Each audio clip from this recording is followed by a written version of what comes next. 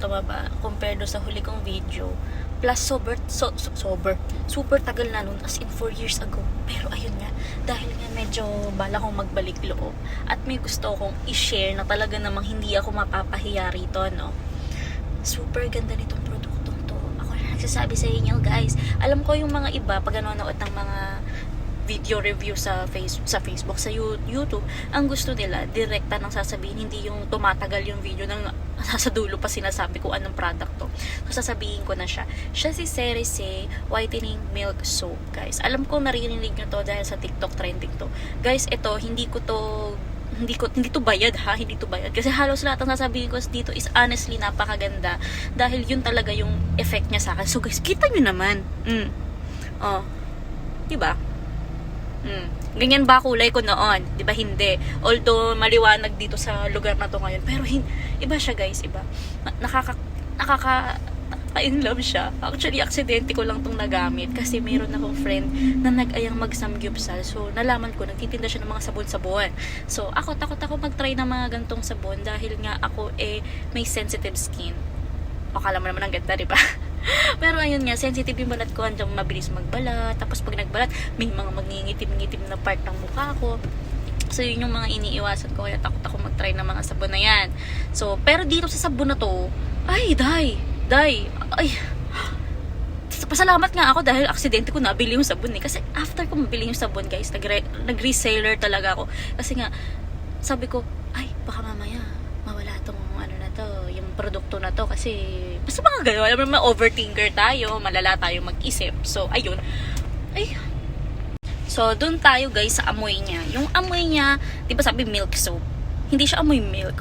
Pero, hindi naman siya disappointing kasi, yung amoy niya is parang floral, parang sakura, ganun yung amoy.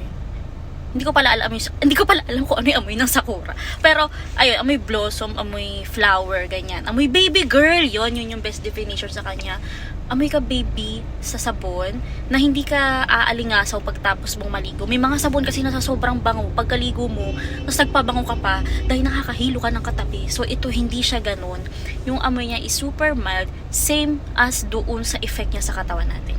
Mild siya, pero effective. Kasi di ba may mga sabon na unang ligo mo pa lang, super kita mo yung effect, andyang bigla kang pumuti. Di ba may mga ganong example sa Facebook, mga video na naliligo sa harap ng camera para lang mapakita yung effect. Ang problema kasi sa mga ganong sabon, pag matagal ka ng user, ang dry na sa balat. So gusto ba natin nun, guys? Siyempre hindi, di ba? Ang ganda mo nga sa picture, ang ganda nga ng balat mo sa picture, pero pag hinawakan ka naman in person, ang aligas-gas mo. So syempre ayaw natin nun. Yung sabon na to, in continuous use, mas lalong maganda. Pero, sa unang gamit pa lang, unang sabon na magbibili mo, unang sabon na gamit mo, hindi siya mauubos nang hindi ka matutuwa. Yun yung masasabi ko. Yung effect niya is, may instant glow pagkaligo, tapos yung glow niya, nagtatagal. Kasi may mga sabon na pag ginamit mo, diba, parang mag-glow ka after a minute na naligo ka. Tapos after few hours, pag napagpawisan ka, naarawan ka, nalosyang ka na, wala na yung glow. Kulay ano ka na ulit, kulay lupa na ulit. Pero ito hindi, guys. Hindi to bayad, ha? Ulitin ko, hindi to bayad. Super ganda lang talaga nung sabon. Super na in love ako. Kasi syempre ako, wala na akong time sa mga, alam mo yun, nagbababad-babad ng kung ano-ano sa katawan. Mabilisan na lang dahil nagtatrabaho na, nanay ka pa. So, ayun.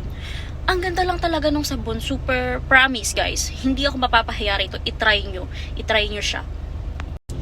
Doon naman sa mismong sabon, hindi siya mabilis matunaw. Pero, nalulusaw, ha? Sa balat, mabilis siyang malusaw. Mabilis siyang lumiit. Mabilis maubos yung sabon pag ginagamit mo palagi. Pero may mga sabon kasi, diba, na pag nilagay mo sa lalagyan, ginamit mo ngayon, kinabukasan, dahil nasa lalagyan siya, medyo nabasa-basa, gano'n, nagiging clayy yung sabon. Ito, hindi. Tumitigas siya ulit. Mabilis lang siya matunaw pag ginagamit mo, pero hindi siya nalulusaw pag hindi mo ginagamit. Gets nyo ba? Kasi may mga ganong sabon, diba, na pagka hinawakan mo, parang ang lagkit, ang nagiging clay, ganyan. Ito hindi. At saka, isang tip lang, ewan ko kung sa inyo is napapansin nyo to, kasi ako, pag ang sabon masyadong matigas, kahit sa inyo, i-try nyo or i-judge nyo. Yung mga sabon na super matigas is napaka-drying sa balat. Unlike itong mga sabon na mabilis matunaw. Sige, for example na lang si Dove tsaka si Safeguard. Si Dove, ang bilis niya malusaw, diba? Tapos medyo parang slimy siya. Moisturizing siya sa balat. Tapos yung Safeguard, super tagal niyang malusaw. Tipong aabot ng isang buwan yan pag ikaw lang mag-isa sa bahay. Tapos isang beses ka lang maligo sa isang araw, ang bilis niyang pero di ba drying siya. So ayun, itong sabon na to, hindi siya mabilis malusaw na 100% mabilis, pero mga 50-50 mabilis matunaw. Hindi siya katulad ng iba na super tagal. Pero may technique ako dito guys, hinahati ko siya parang maling para tumagal. Tapos yung slices ang ginagamit ko, pag naubos din next, isa, next, ganun ang ginagawa ko. So ayun, yung pressure niya na 120 guys, I honestly believe na hindi kayo magsisisi. Pag na-try nyo siya, kahit 120 siya, bibili ka ulit. Kasi ako guys, nung nabili ko siya, ginamit ko na ubos. Syempre mag-i-explore ako, sabi ko, ay, hindi na pala gano'n ang mga sabon ngayon, hindi na pala drying. So ang ginawa ko, bumili ko na ibang sabon, try ako, tapos nagda-dry ako, bumabalik pa rin ako sa sabon na to guys. And masasabi ko na kahit 120 siya, sulit siya. Kasi di ba may mga sabon na wala na nga 50 pesos, mayroon pang mga sabon na walang 100 pesos, tapos super makapag-advertise sa TikTok, super nagte-trending, pero pag ginamit mo hindi naman talaga. So baka matakot ka kasing itry to, kasi nga ganun na yung nakasanayan natin na nagte-trending lang, pero pag ginamit mo hindi naman totoo. Pero ito guys, totoo to. Hindi ko inaano ang pangalan ko, hindi ko sisirain ang pangalan ko sa sabon na to, no? Ang ganda niya guys, promise itry nyo, lalo pag mami ka na, yung wala ka na masyadong time mag-ayos, magbabad ng mga kung ano-ano sa balat. Super okay siya, masusulit yung pera nyo dito guys. So guys, yung ingredients niya, yung formulation niya, ilalagay ko na lang sa baba para mabasa nyo. Kasi hindi nyo naman matatandaan kung iisa-isahin ko ito. At kahit naman explain ko sa inyo kung ano yung mga ingredients one by one, alam kong maboboard lang kayo, di ba?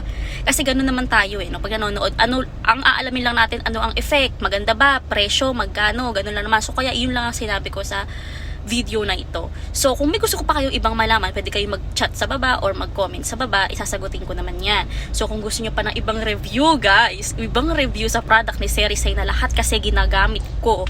Pero syempre, sa sabon ako nagsimula kasi ito yung pinaka-affordable sa kanya. Plus, ito talaga yung produkto nila na in love talaga ako unang-una. Kaya ito yung una kong ni-review. So, ayun, kung meron kayong ibang tanong, ibang gustong i-review ko sa product ni Cerisay, igagawin ko yon. Basta kung gusto nyo lang naman, 'di ba? Alam namang gumawa ko, tas ginagamit ko lahat ng produkto ni Cerisay. Pero yung sabon, ang dami ko nasabing maganda, 'di ba? Pero may mga produkto sila na gusto ko pero hindi 100% na gusto.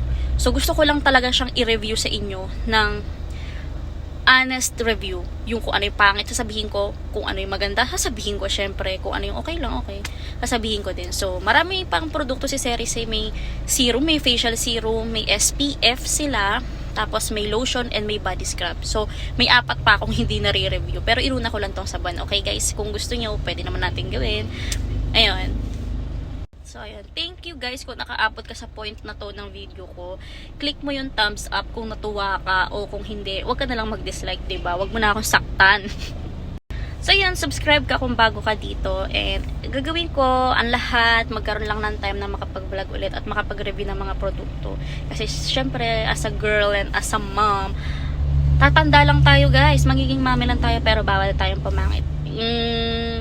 So, thank you guys for watching. Till next time.